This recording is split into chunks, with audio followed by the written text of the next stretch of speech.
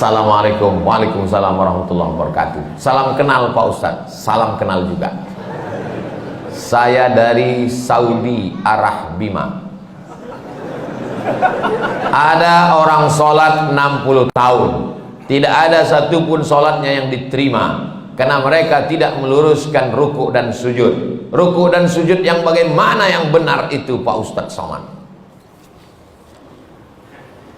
Irji ila salatika fa innaka lam tusalli. Ulangi salatmu karena salatmu tidak sah. Sahabat itu pun mengulangi salatnya.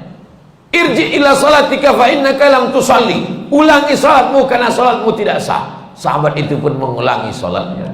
Irji ila salatika fa innaka lam tusalli. Ulangi salatmu karena salatmu tidak sah. Dia pun mengulangi salatnya. 3 kali dia ulang.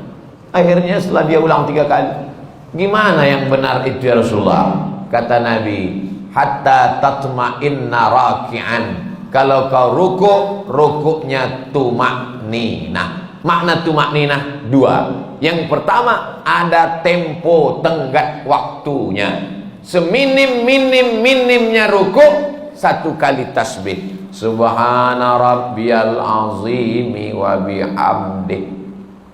Walaupun 1, tapi dibaca itu ada tumakninahnya. Subhana rabbiyal azimi wa bihamdih. Kenapa orang sholat nggak ada tumakninahnya? Seperti pohon bambu di tepi sungai ditiup angin, karena nggak dibaca di mulut. Allahu Akbar, Allahu Akbar, Allahu Akbar, Allahu Akbar, Allahu Akbar. Pas ditanya, kenapa kau sholat cepat betul? Maaf, nama saya Valentino Rossi, pembalap, pemuda berbadan gelap. Yang kedua, kenapa tidak ada tumakninah? Tidak benar rukuknya. Kalau diletakkan bejana di atas, tidak tumpah airnya, diagak-agak demikian. Jangan terlalu tunduk ke bawah seperti kambing lapar dapat rumput. Jangan mendongak ke atas seperti kuda jantan melihat kuda betina, apalagi kuda liar.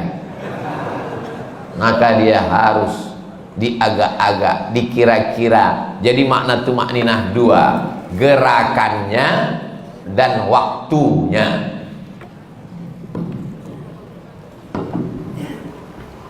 Allahu Akbar. Subhana rabbiyal azimi wa bihamdi. Subhana rabbiyal azim. Tidak terlalu menunduk ke bawah, tidak terlalu mendongak. Jangan rukuknya mendongak. Lalu kemudian sujud hatta tatma'inna sajidan. Kalau engkau sujud, sujudnya juga tumakninah. Ujung kaki 2, ujung lutut 2, tapak tangan 2, kening 1. Nggak ada orang keningnya 2. Nempel ke bawah. Ini kening. Apakah hidung juga wajib disentuhkan? Kening ke lantai wajib. Hidung mustahab, dianjurkan. Yang paling bagus hidung. Cuman beda kita dengan orang Arab. Orang Arab tuh nggak terlalu terpaksa, kena dia. Kita memang agak kita paksakan dia. Mohon maaf, yang besek jangan tersinggung. Ini saya cerita tentang saya nih maksudnya. Jadi masalah hidung kena itu mustahab, dianjurkan. Bagaimana kalau orang pakai peci sampai keningnya tertutup? Ada orang pakai peci gitu.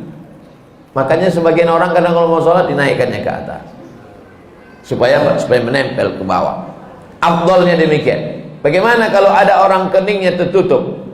Maka sesungguhnya kain pada bagian tubuh yang menutupi tidak membatalkan sholat. Mana dalilnya? Karena ada seorang sahabat Nabi sedang sholat, dia ambil ujung jubahnya, dia tutupkan ke atas pasir karena dia tidak mau keningnya menempel ke pasir karena panas, terik, nggak ada sajadah. Sholat dia, pas mau sujud, ujung jubahnya dia sujud di atas. Itu dalil boleh menempelkan ke kain yang menempel ke badan, tapi kurang afdal. Yang afdal adalah menyentuh.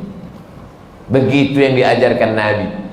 Kenapa orang bisa tasbihnya itu cepat sekali?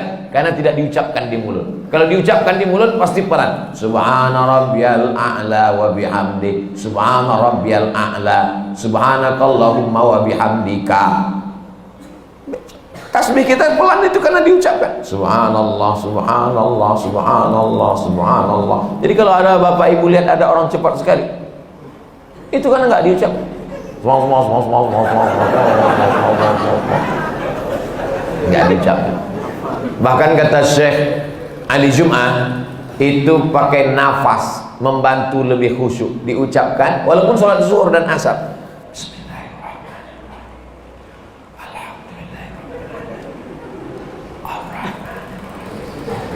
Pakai nafas dan diucapkan. Apakah Nabi itu kalau sholat mulutnya bergerak? Ditanya kepada sahabat Nabi namanya Khabbab ibnul Al. Ya Khabbab, ya. Nabi itu kalau sholat mulutnya bergerak. Ya. Dari mana kamu tahu?